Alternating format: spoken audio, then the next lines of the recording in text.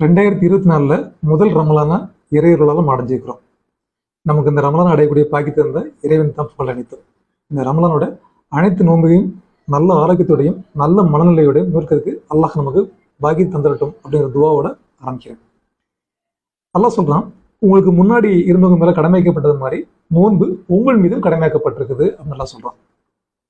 எதுக்காக நோன்பு இந்த ரமலான் மாதத்துல எதுக்காக எல்லாம் சூஸ் பண்றான்? வேற ஏதாவது மாதத்துல நோன்பு கொடுத்துக்கலாம் இல்லையா? ரமலான் மாதத்துல எதுக்காக சூஸ் பண்றான் அப்படின்னா, மனுஷ குலத்துக்கு வழிகாட்டியா இருக்கக்கூடிய குரான் இந்த மாசத்துல தான் இறங்குது.